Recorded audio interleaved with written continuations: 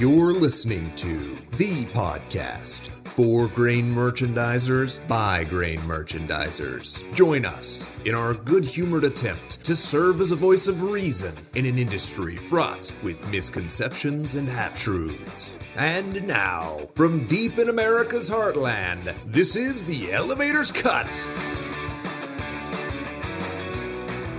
Welcome back to another episode of The Elevator's Cut. I am one of your humble hosts, Jason Wheeler. And I am the other humble host, Roger Gaddis. That's good right. to see you, Jason. Thank you, Roger. It's good to be seen, as they say. But I'm seeing that. We'll try to do a better job of looking at the camera for at least the first 30 seconds of the show. That's a long time. I mean, it's a long time. But so today, as you may have already surmised by looking at the title of this episode, one of our highly requested things. Do we have a title? Yeah. Okay. Harvest Time Companion. Yes. We're back. Yes, back. We're back with the Harvest Time Companion, which is our, Attempt.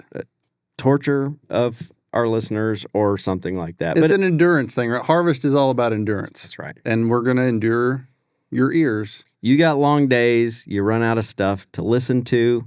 And We're happy to be what you tune out on. Yeah, something to just take it easy and listen. Run that tractor right into a power line. Just whatever, We're here for you. Yeah, so say all that to say this episode's going to be a little longer.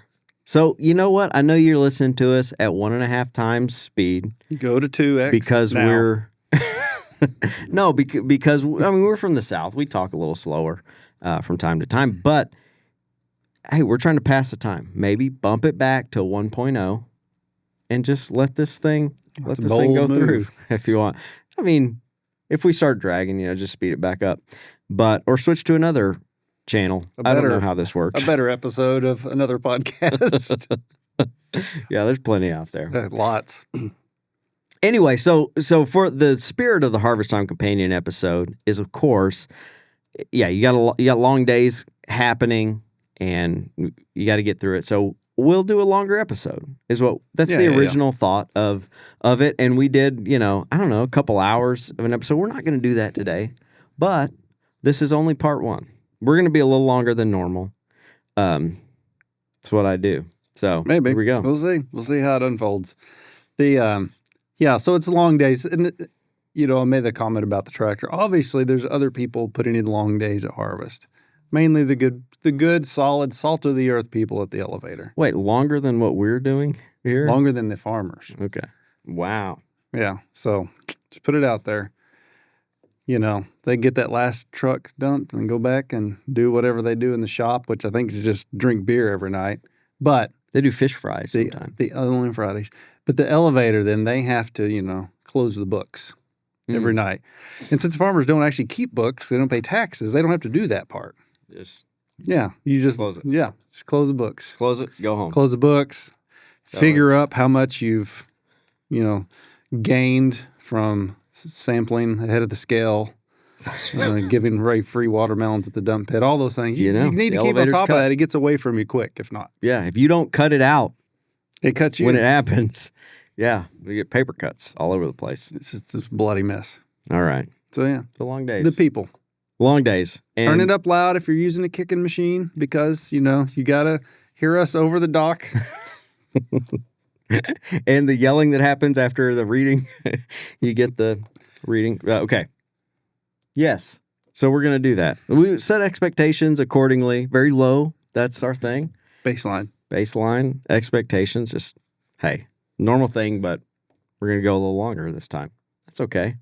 Now, in past episodes of the Harvest Time Companion, Roger, we have talked about gas station snacks and the havoc they wreak on digestive systems of certain professions and all sorts of stuff. But so I'm open to you taking liberty to go in a weird direction if you need to.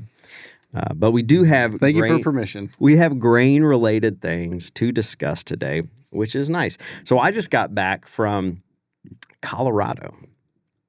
So it was nice.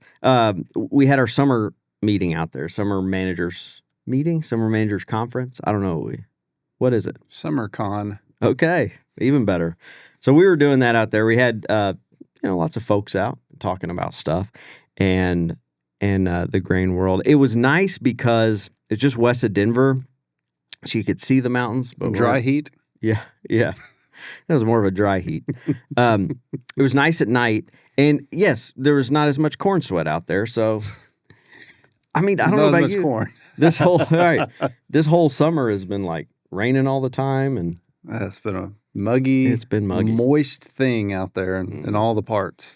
Yeah, and I don't know if tassel wrapping ramps up it the up sweat. tight enough because the sweat was all out in the atmosphere. Yeah. It was everywhere.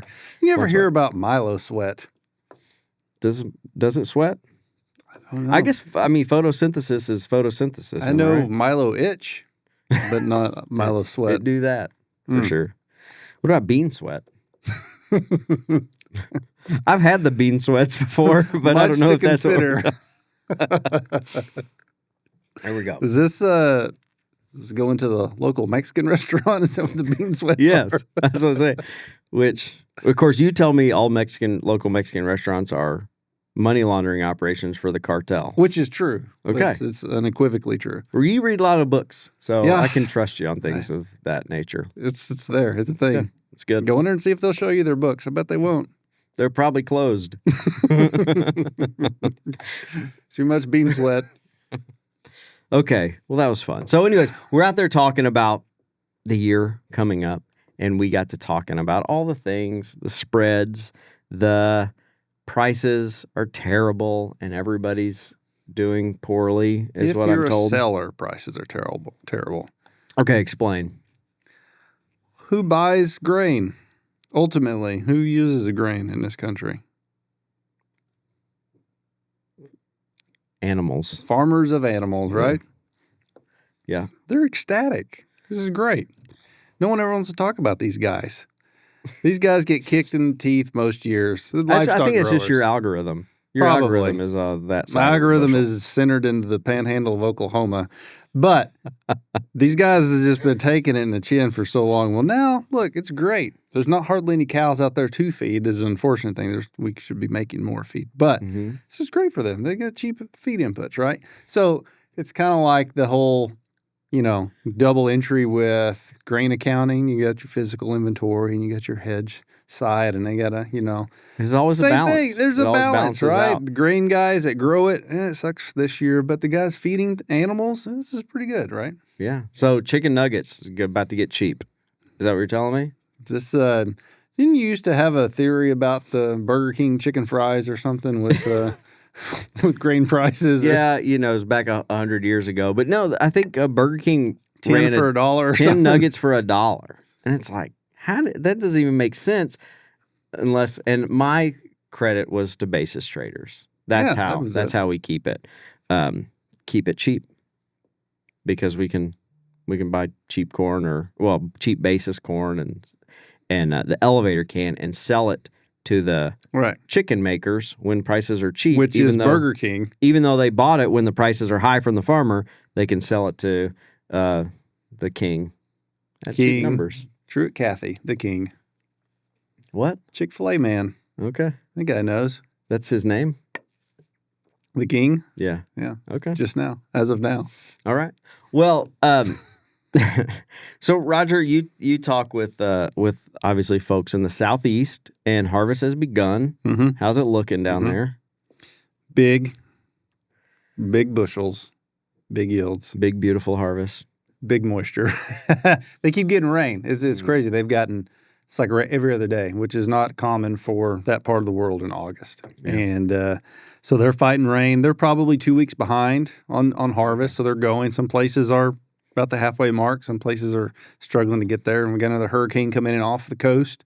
Not supposed to hit, but there'll be some rain bands, slow stuff down.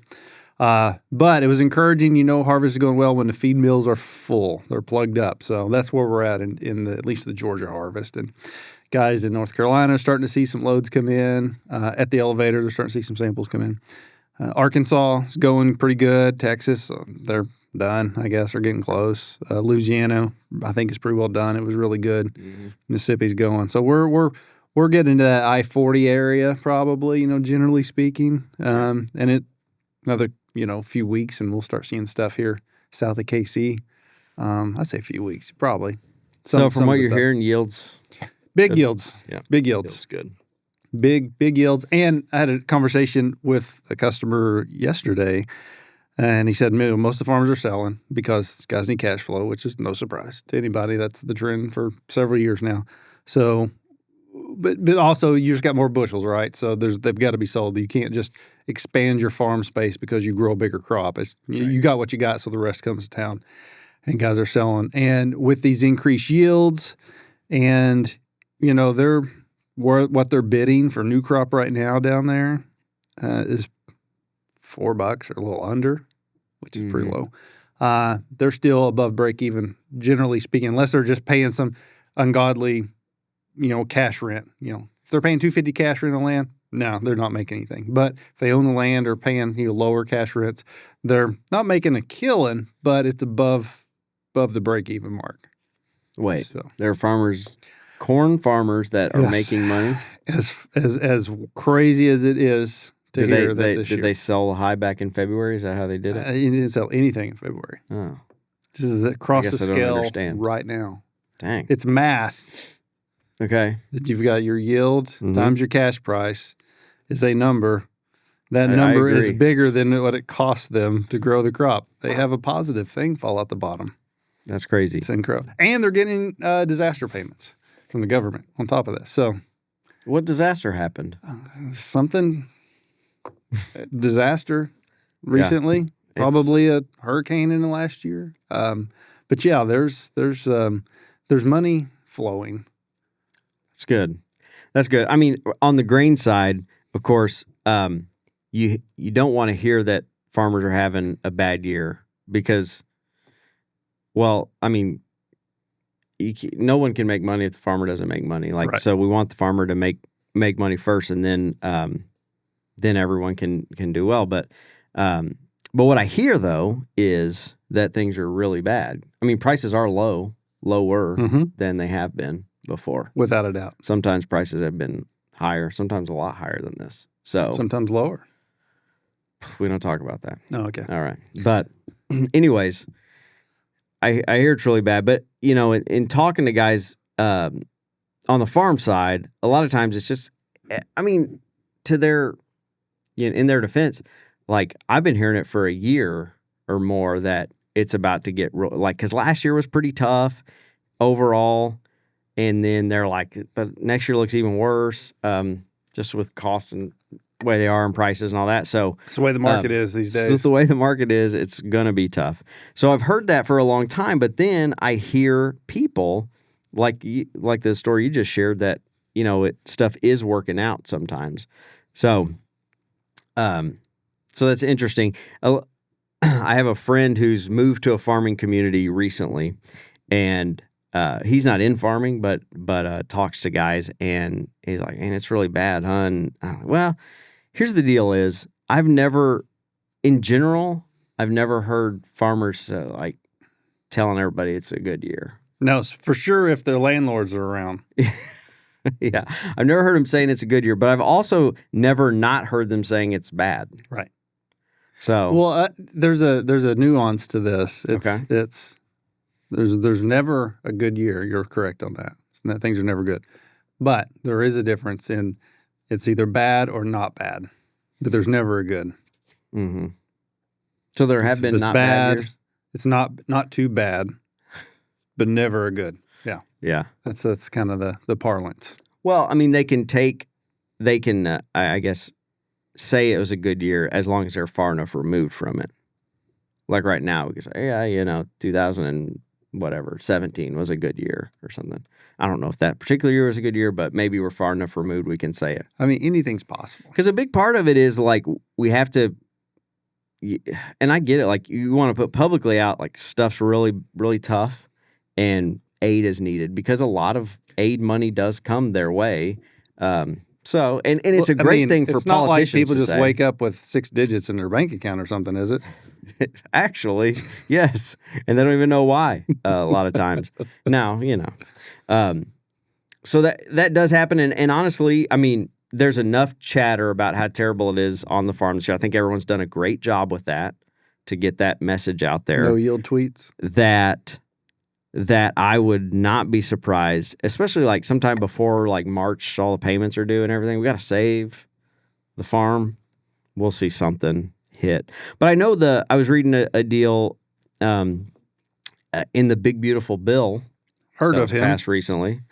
There are some things in there that lower premiums for crop insurance and allow you to take a larger percentage of coverage. So you're going to get more percentage of coverage, less premiums. I say you're going to. It went into effect in July. So It has done the thing. So you do have that going for you, which is nice. But again, these are things we don't talk about until it's been a few years. Yeah. Well, it's and we tongue in cheek talk about it. So because what else are you going to do, right? It's the reality that it's in. But thankfully, the yield in a lot of places appears to be there this year to help mitigate that. Is it going to save or is it going to make great? No, but it could be a lot worse, right? Right. If you're looking at things like that. Well, that's the thing. And like, I don't think any farmers are like just being intentionally dishonest. I think they legitimately are thinking like this is pretty tough, right? But if you go look at again, like how bad is it? Like, let's look at the numbers.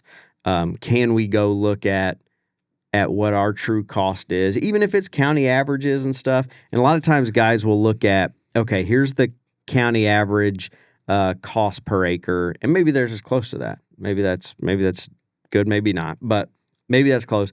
And then, well, what's the county average yields?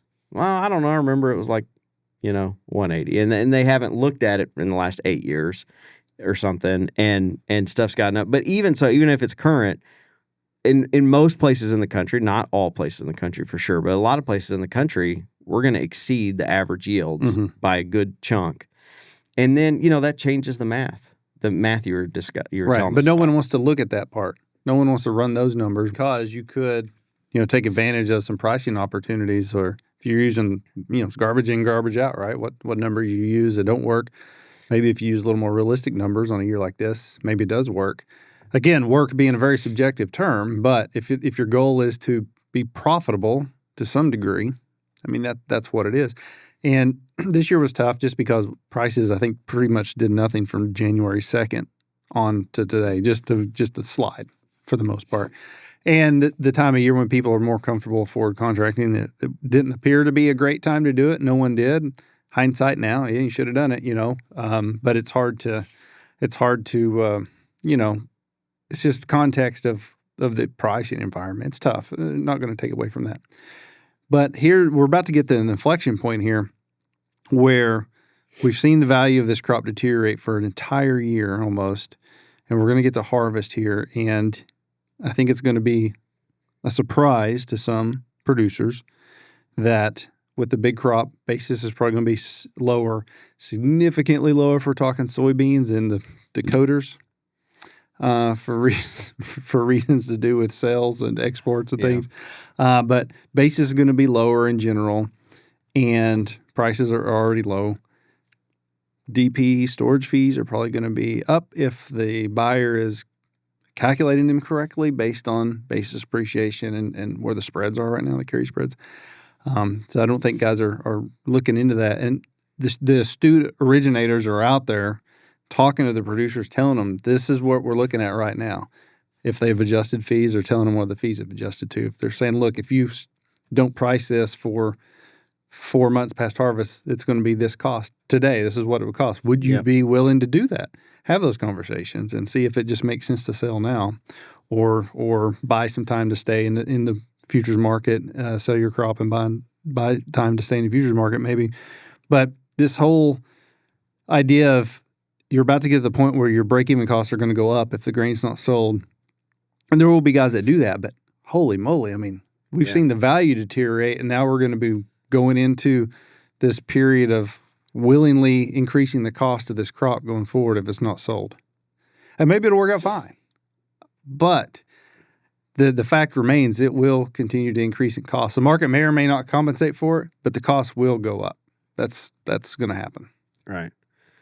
And it's so hard to it's easier because books aren't closed, maybe. I don't know what closing books is all about. I'm not an accountant, but okay. And maybe because of that, I mean, a lot of those costs aren't like as obvious and seen. They know that everyone knows they're there. You know, I don't have my money. I'm not, all that stuff. And you know what? And I've been an advocate of this for a long time, and no one will take me up on it. But say no one will. Some people do it, but it's not widespread. Prepay storage DP fees have to be paid up front. You do that, have someone to cut a check. Those alternatives will disappear quickly. Come on, man, we need our money. We have to sell more bushels if we did that to cover. Just saying, sell enough bushels. What if that it's like, hey, I want to put this on DP. Well, it's this much dollars, and you're like, okay. However, you turn the grain into cash. Sell me enough beans to pay for my Right. corn DP charge. What a deal. How dare you, sir? By the way, I don't know. It's just something about that's ridiculous. trying to get return to bin space. It's going to be tough, but yeah. Like I was saying before, if you're going off a county average yield, you're going to get a lot more. Really, the profit picture is maybe not quite as dire, probably not quite as dire as you think. If, like, the Eastern Corn Belt, they're having some genuine struggles. They're not going to have some bumper crop out there. Right. Maybe average. If things go okay, they can get average. So in their case, like you said, this year we hit the high. The high of the December contract was in February, which never happens. Right? Which has never happened, or Until it did. As long as we have had it. Hey, there's still time left, by the way. Absolutely. So that could mean a couple different things, I guess. But anyways, for sure means there's time left. Definitely that.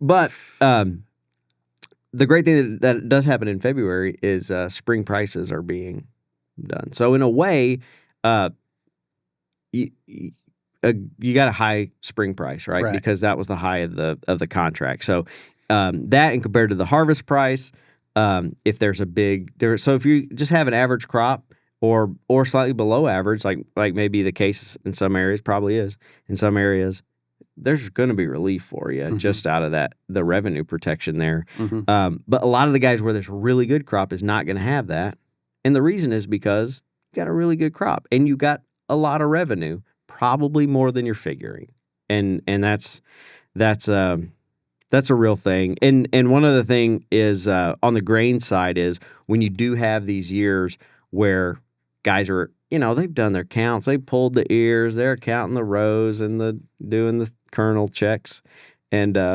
kernel checks.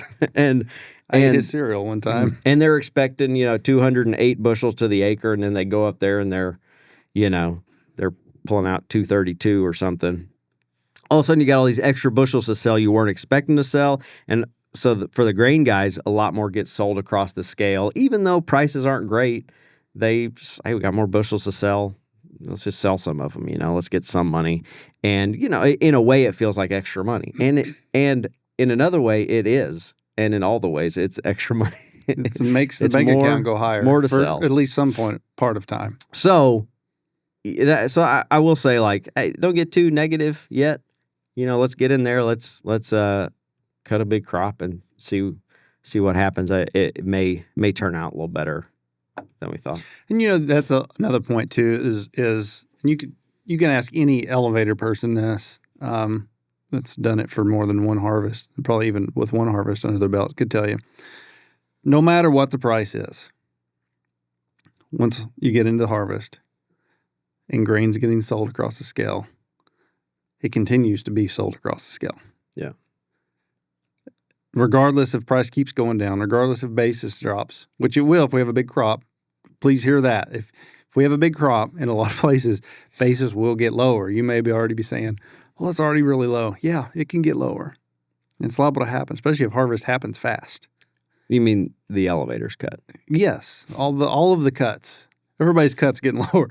But the thing is, we see this as inertia. Once something starts, it's going. So that's two things. One, for the originator out there, it's very important to get your guys to if it's profitable for them and works out, get them selling because they'll keep going. If they put the first load on storage, they'll probably just keep storing.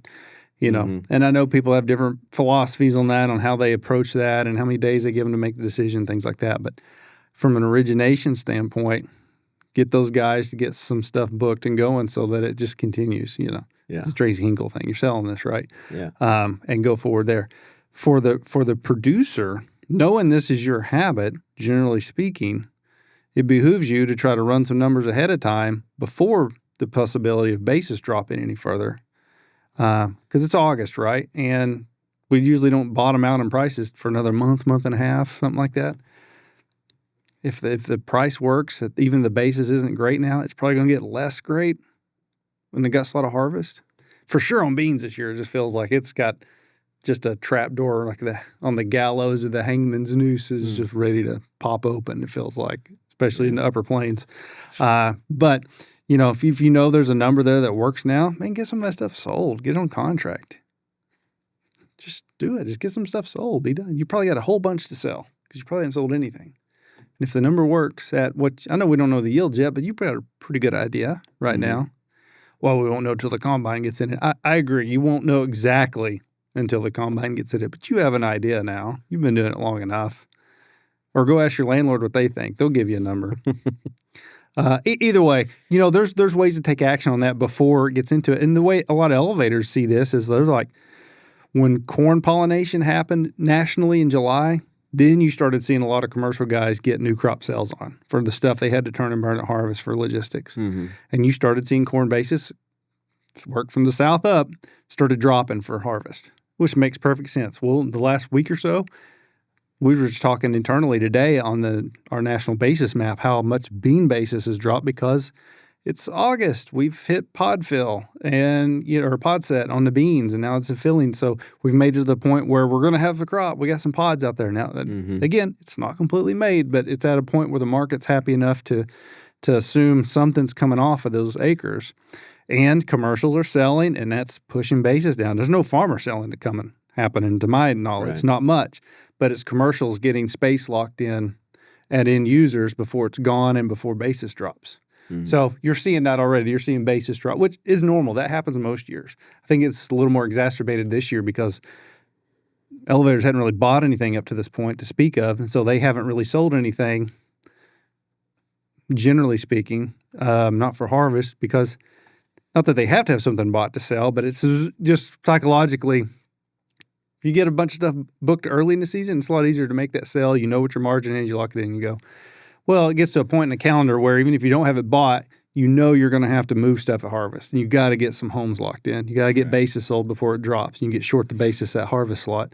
And so that's what we've seen happen. Yeah.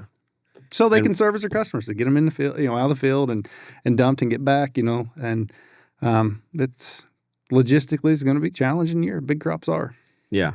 And it'll be a good challenge if you are able to make some good harvest slot sales, to get it bought. So you can, capture something there. You don't want to be shipping DP bushels at harvest, even if the basis has dropped a little bit. You don't want to do that. But the other thing is there's good carry in the bid structure from October to, say, like November and stuff. So the other thing you got to be mindful of that is, and I'm sure you will be, but like the processors or terminals or wherever you got it sold to, October comes and maybe all the you got a good sale, basis drop, all the farmers want to fill it or want to go there, and they start pushing you back because you got the contract. Yeah, because you got the contract. Yeah, count on that happening again this year. But the deal is, if they do that, the reason you made it is so you can deliver, make space at harvest, and because that October basis is not as good as a November. You're probably, if you're selling an October delivery, it's not as good as November. If they're going to push you to November, they got to make that right. Yeah. I mean, so you want to stay on top of that stuff, both for spread and for just strictly basis. And that encompasses a couple of things, whether it's negotiating in a contract, what happens if we get pushed back.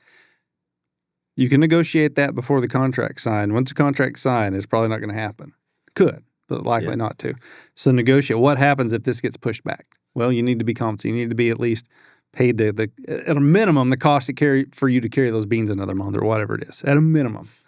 And the basis improvement. You could argue the for sure. basis improvement as well, but have that, talk those things out with your buyer beforehand, Mr. Elevator Merchandiser man listening today. If you haven't, know what that is. Don't assume they're going to do this, that, or the other. Find out. If you can get it in writing, great. Same thing goes with when you sell stuff fob, picked up by a reseller or whoever. Yeah. What happens if this, not what happens if this doesn't get picked up on time, what happens when this doesn't get picked up on time? And don't have your new guy call me on Friday telling me there are going to be 100 trucks waiting Monday morning to load, because we know that's not really reality. And the truth is, you just want to be able to deliver at the time you delivered. You're not trying to make extra by if this gets pushed back, we're going to make it. All your logistics plans are hinging on, I need to be able to get these dumped, knowing that there's going to be stuff pop up. The mill's going to fill up for a few days a week or whatever it is. It's going to happen. It's harvest. Plenty of guys are just going to do the standard boilerplate sale. And if you negotiate that one, I think they're open to it. You got to have that conversation. If they know, if I push back this contract, I pay a bunch of money. If I push back this contract, it's just a standard deal. I'm going to push them back, but I'm going to let them deliver. So and that happens. So that, and that's your ultimate goal is, okay, I'm the one that he's going to want to make sure it gets delivered. Yeah, I need to be able to that's execute on this. I want to go. So, for sure. It won't happen if you don't ask. I do know that. Mm-hmm. Yeah. All right. Well, okay. So let me bring another situation to you that came up. So we do what we call action meetings, different regions around the country. Take action. Yeah, hopefully. Everybody talks about, what their outlook is for upcoming harvest. So we've been doing these for the last few weeks, and a couple more weeks to go up north of these. But talking to guys around St. Louis area, we were looking at, because we were talking the same thing, like, hey, yeah, big crop, basis is going to drop pretty big and all that stuff. But then we looked at last year's basis charts. Basis just kind of hung in there, what it was. And it didn't spike up and get real high or anything like that, but it never really dropped. It was what they were bidding and it never. Right. So, which was still the low of the year. I'm not saying it was but anyways. And so we're thinking about last year, and what was last year? Well, we knew a big crop was coming in that area, and there wasn't a ton of old crop left. The supply and the stocks to use ratio was pretty low, and farmers hadn't really sold much going into that harvest, so buyers really didn't have much ownership. And then so we started saying all this stuff, and it's like, all right, that's just all I could be talking about this year, right? So is basis not going to drop this year? So that was our thing. Like, maybe it won't. Maybe it will. Maybe it won't. We definitely don't see it spiking up through the roof. Right. But I think a lot of people assume basis will tank, and depending on the area, I could definitely see it happening. But it's not guaranteed either, because guys don't have any own. You normally have some ownership coming in. You have some forward contracted stuff. Guys have a lot of places have nothing unless they did an averaging contract. That's really all they got. The places that had stuff on the books was from those. Yeah, it's from those, and they're happy about them because prices was higher then. Even though it wasn't the high of the year, it was still higher than it is now. Farmers are real happy about them. That's what I'm saying. Elevators are kind of maybe not, depending on the basis, because if they're anticipating basis drop more, and they already locked that in. But that's the thing is, it's not a guarantee that that basis will just fall out of bed necessarily if they're getting plenty of ownership in other ways, like DP, they're getting bushels to come in and that they can own and use. And, if they just had a bunch of empty space to fill up before they really need to drop their bid, and then it never really bids up. And there's a lot of mitigating factors. Or, of course, a wet fall that drags things on. And, the weather's there's all sorts of things that. So it's not a guarantee that it drops in every area or anything like that. I guess I just want to say. Yeah, no, you're absolutely right. What I've learned is, and I've come to over the last couple weeks, is that nothing ever has to do anything. And we've always said this. We're a lot big on don't speculate, and if a proctologist in San Francisco could do this. You're on the proctologist thing. Okay. Well, then it's not, it's not grain trading or whatever. Your bull. So anyways, we've always said that, but especially like with spreads in particular, like we got good big carry spreads coming up this year and bigger than they've been in a long time, which makes sense. I say this is where we veer off here. I say, well, of course, right? Because you have a big crop, you get big carries. And if you don't have a crop, it inverts really big, right? Duh. Everybody knows that. So, hey, these are big carries, but man, this crop's real big. Maybe it'll get more. And so in the back of your mind, you're always thinking, yeah, but, you know, this. Even though, yeah, I need this and I know about decision making. I should just take what I have and all that. So I've really come to like I guess more of a pure, like the back of the mind stuff's gone. Well, we had the discussion These last couple today. years it's been too bad. It was the idea of like, look, every day, just like the farmer every day wakes up, they can choose to sell grain or not sell grain. Mm-hmm. The elevator, the merchandiser can choose to make a sell or not make a sell, set spreads, not set spreads. That's what it's going to come to every day, right? Yep. And we see this on the farm side. You can see it on the elevator side with spreads as well. But this intense focus of everything else going on in the world, the huge fear, the biggest fear of everything, fear. Fear itself? Sphere. The only thing we had sphere. to sphere. Okay, a sphere of... I'm going to go with sphere. I like sphere it. of fear. Right. Not a schmear of fear. No, the sphere. Okay. So you have all this stuff that it's easy to get wrapped up in and want to know all the intricacies and how it works and what's, China doing and Brazil and this and what about those guys down in that other place I've never even been to? How are they doing? And what about this guy up here? What aren't they doing stuff? Probably. That one county in Iowa is all funky this year. But, so there's a lot of people who will know a whole lot about that stuff and very little about what they really need to be focused on to do. It's easy to see that in on the producer side with, all the things happening. Yeah, it's great, but you're either going to sell to this place you've always sold to or not. Mm-hmm. That's how physical locations of things work. I think you're going to go to the place that's cost you the least to get there, and all the things being equal. That's it. But that gets neglected for focus on this other bright, flashy stuff out here that may or may not influence this other thing. I don't know. Yeah. Well, same thing with spreads, right? You got to either take what works. What works covers my interest, plus a little would be great, or not, or wait and see what happens, right? Yeah. And so it's a philosophical thing of how you view what you need to do, what decisions need to be made, and how you go about making those decisions. And it's tantalizing to want to intake all this information and have it conclude some formula that says, here's what's happening. And really, the only formula is, well, I'm buying it in this time period. I'm selling it in this time period. Can I cover that time period that pays me to do so? Yes. Yes or no? Act on it or not? Yeah. So, unfortunately, in the back of my, I think a lot of people is like, what if I'm missing something like super obvious, right? Desocialized 35-cent carry which is really good. As good as it's been in years. And it's good because it covers your cost of interest plus a little. Yeah, and just the number is real high. That's fun. It's more money. And it's easy to, I guess, look at that, but then also say, well, if I set it, what if it goes to 50?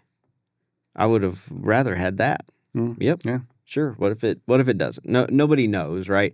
And so I think guys are worried, like, is there some obvious indicator out there that everybody else is aware of saying it's going to go to 50, and if I do 35, it'd just be the stupidest thing that's ever happened, right? So in the back of your head, I really do think, and that's kind of how I'm wired too, like, is there maybe it's a huge crop, maybe 188 yield, like maybe it should be more, but it's like, how much more? And all this stuff. So you get into that. But here's what I've come to.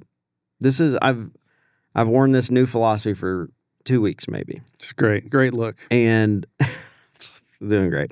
And it's just like, it doesn't matter. None of it matters because, okay, well, the bigger the crop, the more the spread should be. Yeah, right.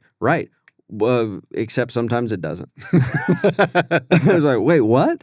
Yeah. Because we come into these years where 2020 was a great example. We were coming to harvest with pretty decent carryover, big crop coming. Everything looked monstery. And then, It did look monstery. yeah, and then we got there and the spreads just went away. We were like, I don't know if I want to set the spreads yet. They may not get bigger. They are good. They may not get bigger, but they're definitely not going to get worse. And so what happened? They got way worse, like super fast. It continued to get worse. And worse, and so worse much or worse. And the difference in Deesh July of if you to just set it in like August versus your September, right as the crop's starting to come and there's a big crop, setting it then versus just rolling out to July, it was $1 difference a bushel because that thing ended up inverting and all sorts of stuff. And then we had like 3 years straight of inversions. And so anyways, my point is like, you think there's something out there. There's really not. There's what we thought was obvious was the opposite of true. And so here's what is obvious and out there to know that you're not missing anything. People have bought and sold that spread. The exact same number of people have bought and sold that spread. Exact same number of bushels. Exact same number of bushels.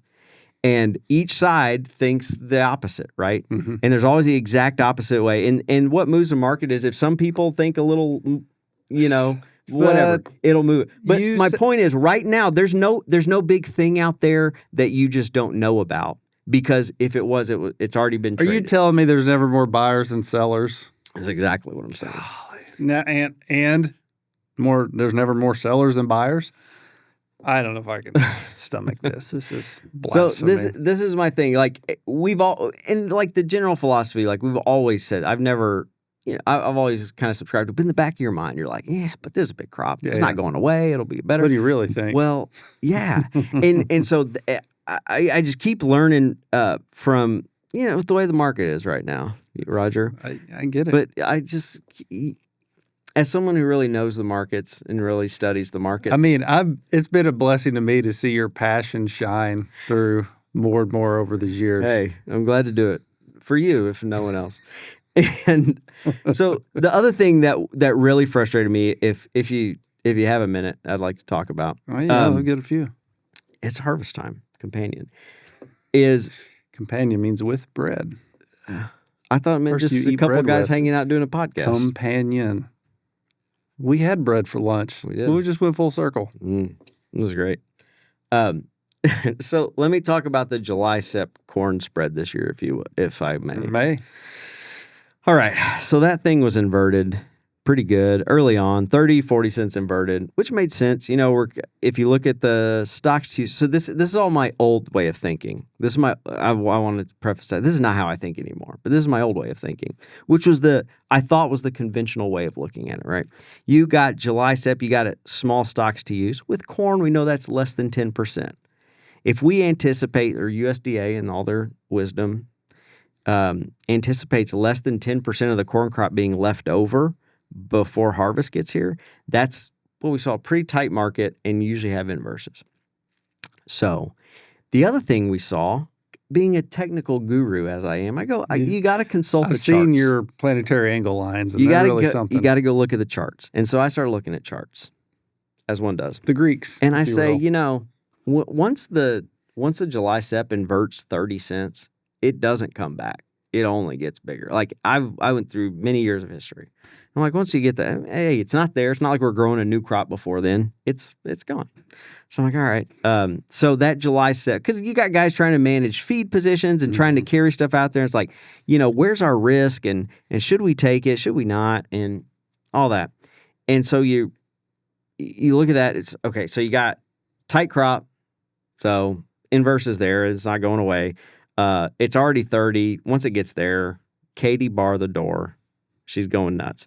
So I'm like, all right, if I had to eat an inverse, I would eat this before. And anyways, say all that. What happens? Well, it starts to kind of creep in a little bit. You figure, yeah, maybe it just, does a little thing, but eventually it's gonna do what it does. But then the USDA report comes out. What does it say? They shrunk it even more. We were sure it was in the 8s, I think. Stocks to use 8, 9 or something. So yeah, it kept shrinking and it got below 9 the last one before the roll. And I'm like, everything says, because I know my conventional thing, what spreads are supposed to do. Everything says this thing should be. Last time it was sub 9%. That July step was $1 inverted, I think, or close to it. So obviously this thing's going to get huge. Well, what did it do? It just kept coming in, kept coming in. And there were people, this is the frustrating thing.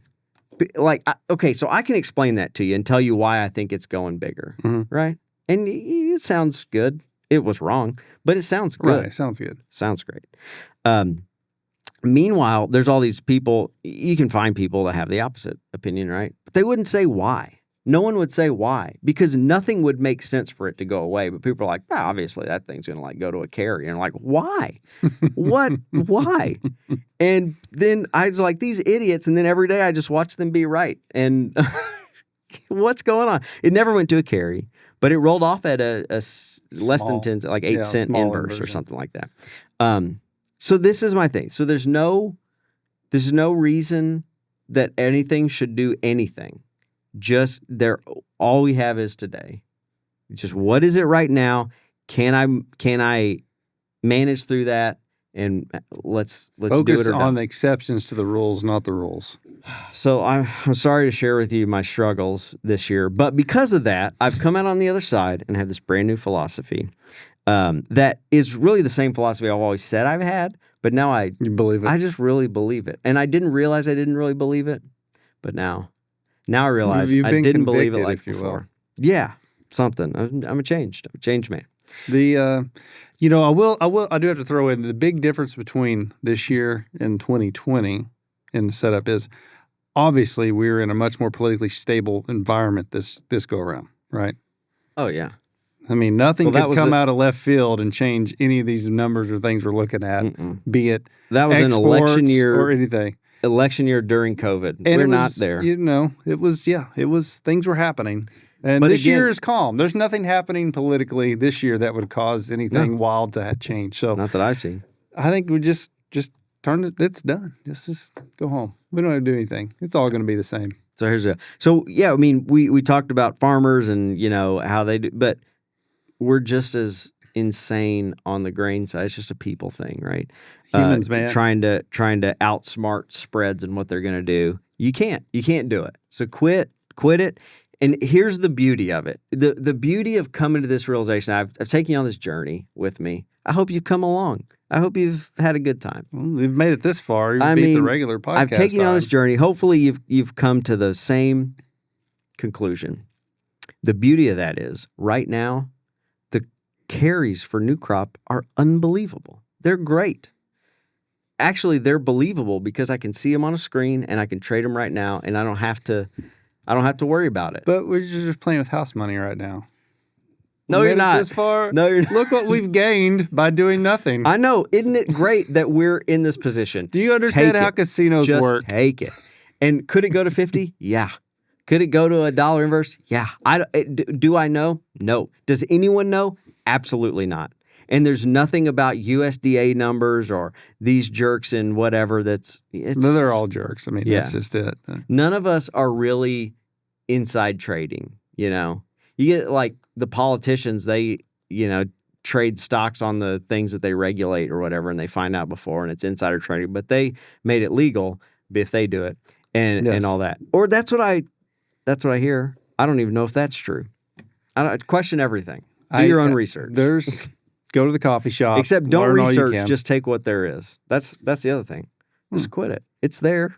Have it or don't. Just move on.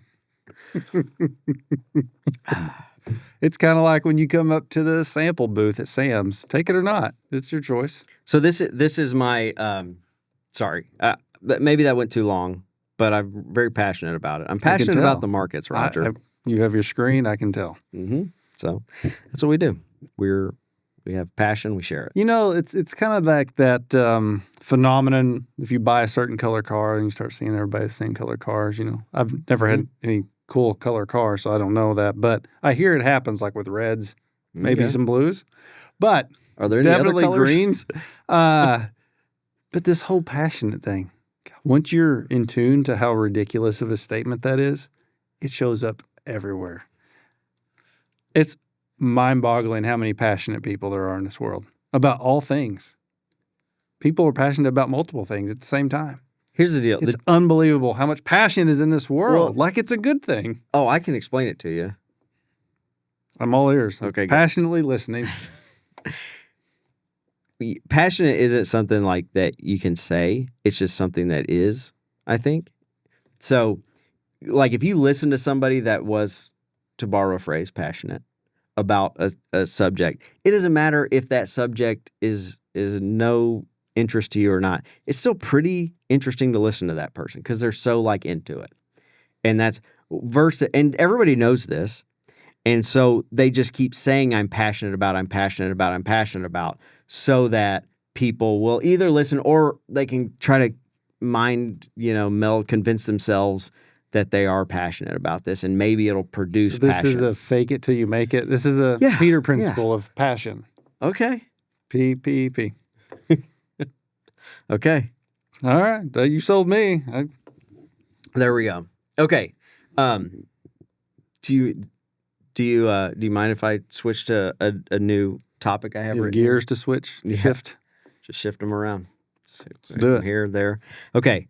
One of the things we talked about is planning. People love planning. We looked at the camera. Got it, boy. Okay.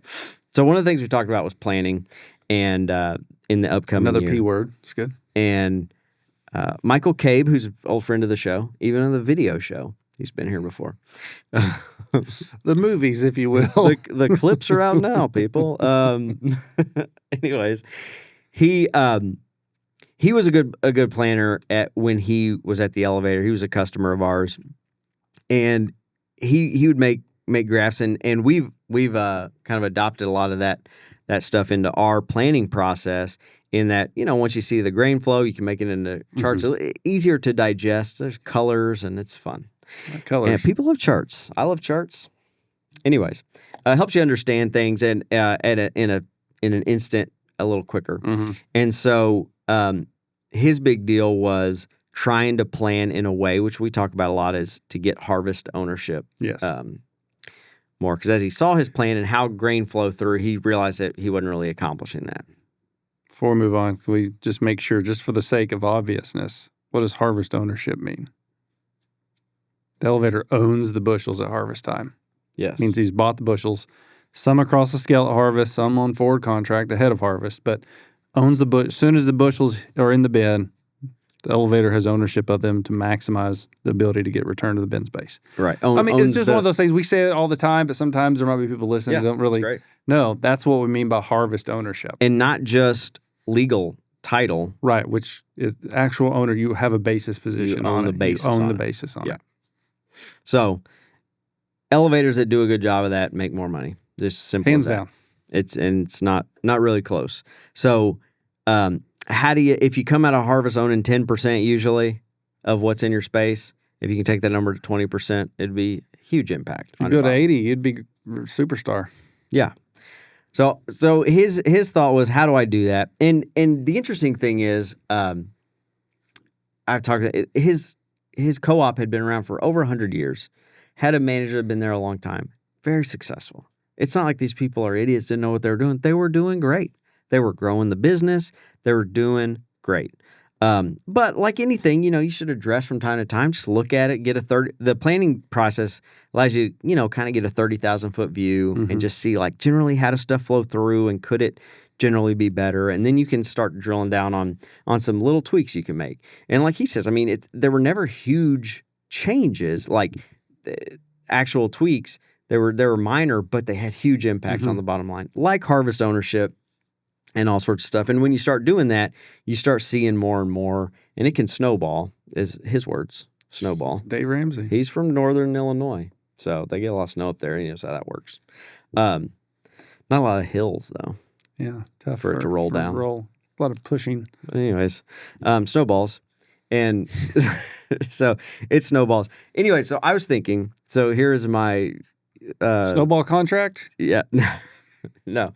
So it's almost fall, right? It's a Harvest Time Companion episode. You know what happens in fall? About a month, actually. In the large retail spaces where nothing is ever except this glorious time of year, where something called Spirit Halloween comes to town, and they're everywhere. And it's, and it's fun, whatever. But so my thing with Spirit Halloween is if you know what you want to be for Halloween or your kids or whatever, you got a costume in mind. If you go to Spirit Halloween, you're not going to find it. Nothing in there is helpful for you, which is crazy to me. If you actually know, I got this idea, this is what I want to do, I'm not going to help you. If you have no idea, but it's like, I need a costume, you go to Spirit Halloween, it's unbelievable. It's the best place you can go. It's all about perspective, right? Yeah, because you're like, oh, yeah, I could do that. Okay, and then I could grab one that carries a sword. And then I've got one here. So you got all that stuff. And so it's great. So everyone knows this. This is something that everyone knows. We're not doing nothing anything new. Yeah. Unless you've never seen a Spirit Everyone Halloween knows. store. Anyways, but I think it's the same sort of thing with planning. To bring it back. If you don't have a plan this year, bins are worth a lot. Fees are pretty strong probably, or should be. If you buy it, you're going to get big carries. Maybe basis will be real low at harvest is what we think could happen. So I'll buy real low basis. I'll get carries. If I don't buy it, I'll probably get pretty decent fees. You know what's going to happen?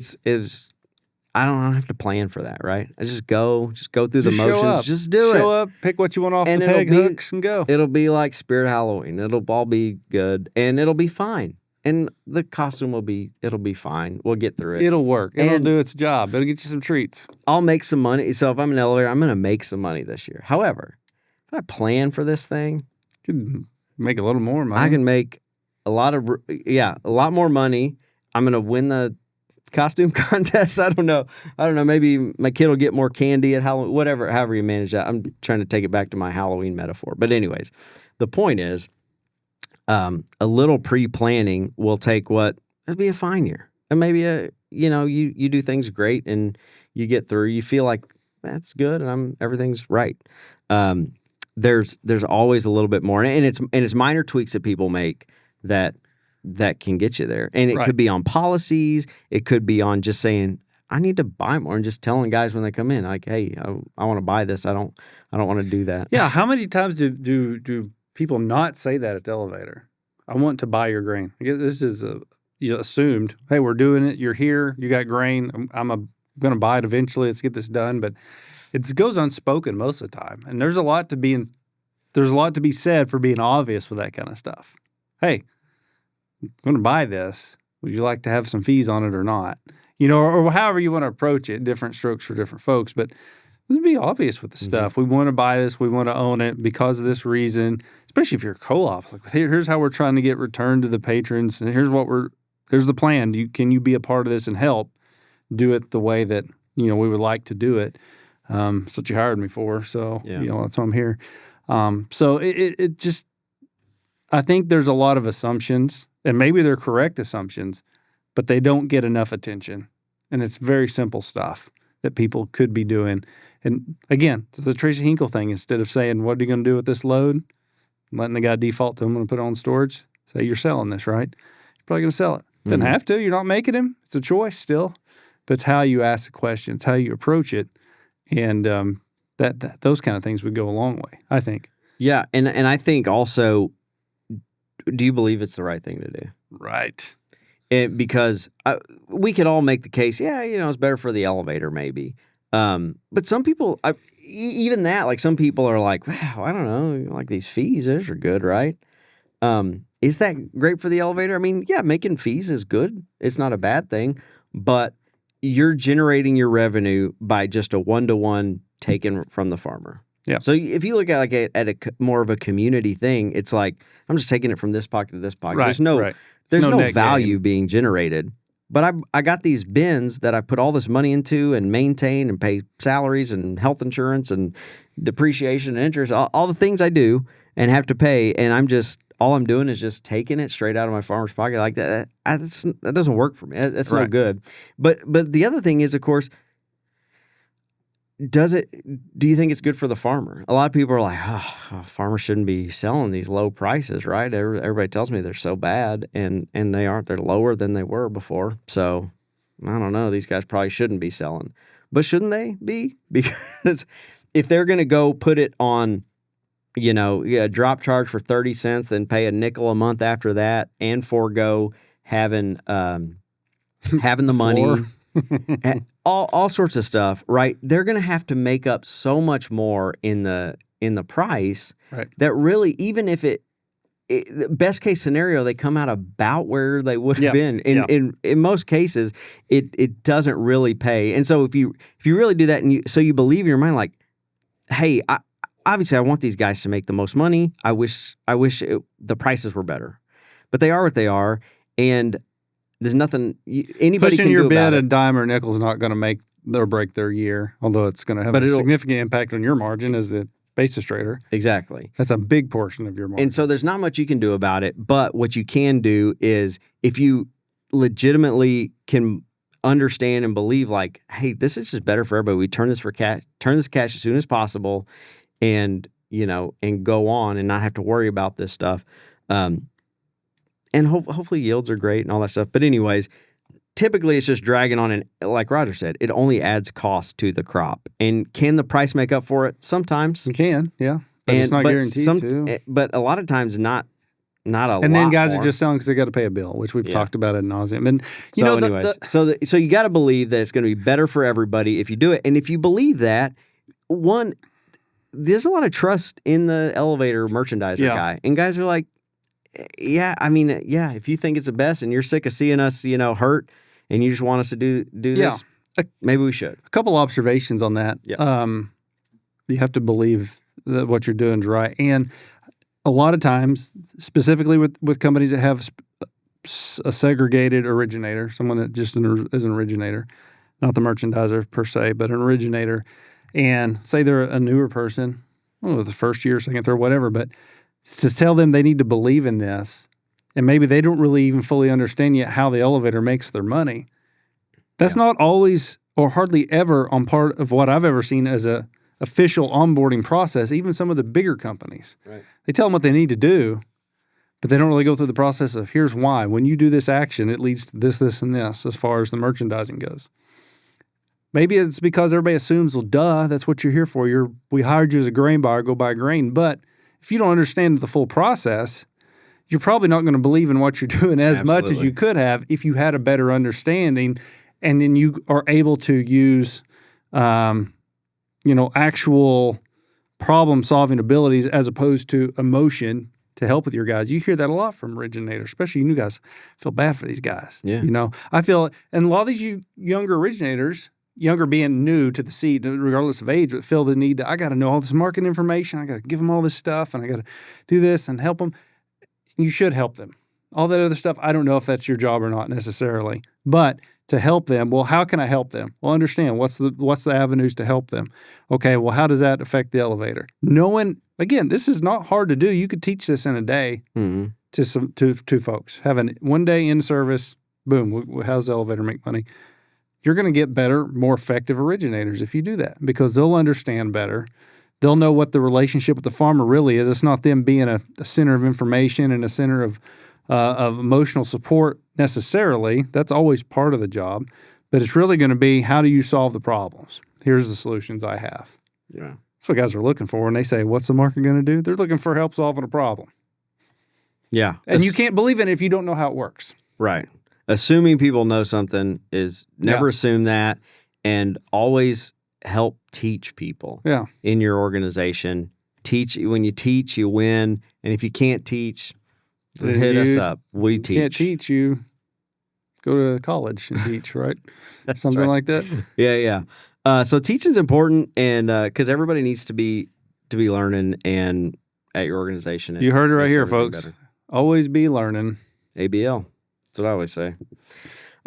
Anyways, that being said, we've run out of studio time for part one. It's a wrap. In part one. Stay tuned for part two. So we've enjoyed it, and we'll be back with more Harvest Time Companion next time.